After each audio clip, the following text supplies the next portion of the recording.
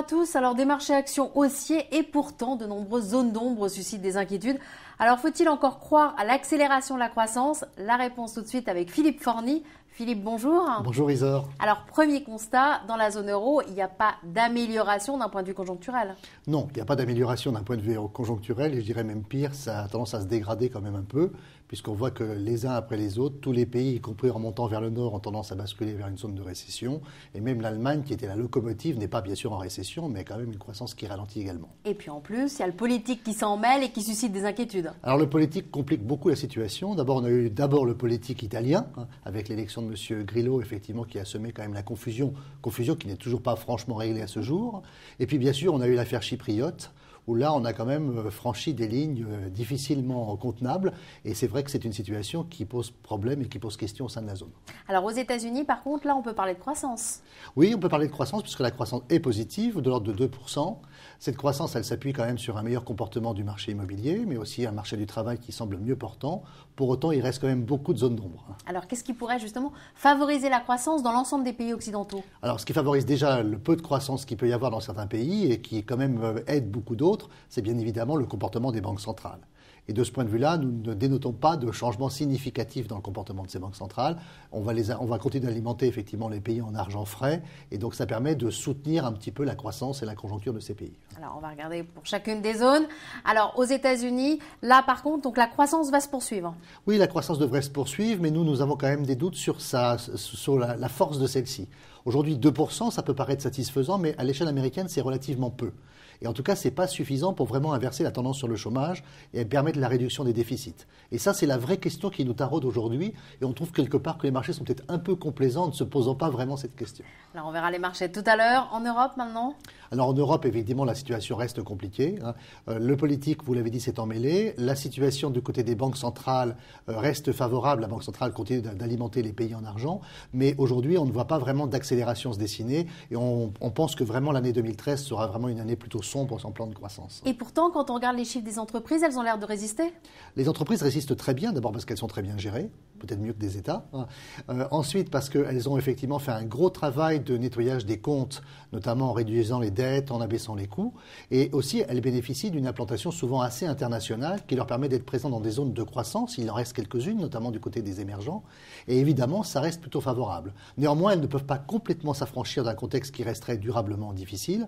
Donc c'est pour ça que les annonces faites par les chefs d'entreprise sont plutôt timides. Alors vous avez parlé des émergents à l'instant, on en est où là-bas?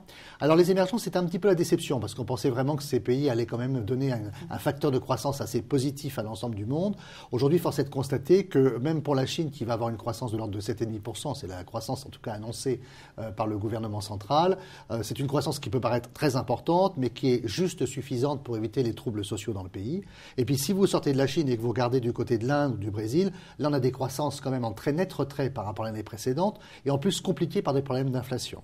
Donc tout ça bout à bout laisse un tableau également assez mitigé de la situation des émergents. Alors vous le dites, un tableau mitigé finalement un petit peu partout et pourtant quand on regarde les marchés financiers, les marchés actions progressent. Alors est-ce qu'il y a encore du potentiel? Oui, je pense qu'il y a encore du potentiel. D'abord parce que honnêtement, le vrai choix que l'on peut faire, quel est-il?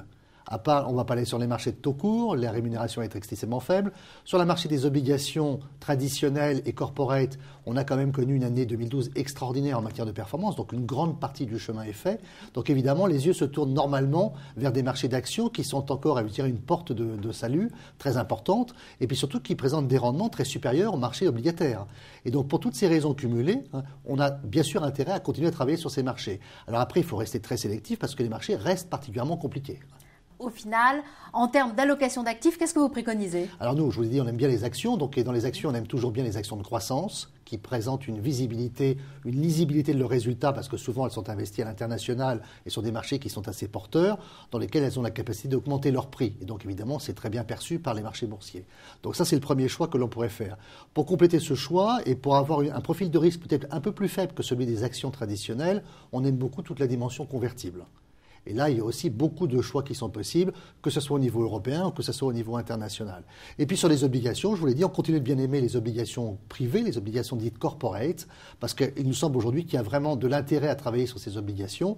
Elles présentent des profils de risque qui sont assez satisfaisants, mais il faut encore une fois rester très sélectif. Alors pour conclure, un petit mot sur les devises. Alors sur les devises, notre sentiment est toujours le même, c'est que plus on produit d'une devise et plus sa quantité augmente, plus son prix a tendance à baisser. C'est la loi de l'offre et de la demande. Donc ce que je dis vaut bien sûr pour le dollar américain.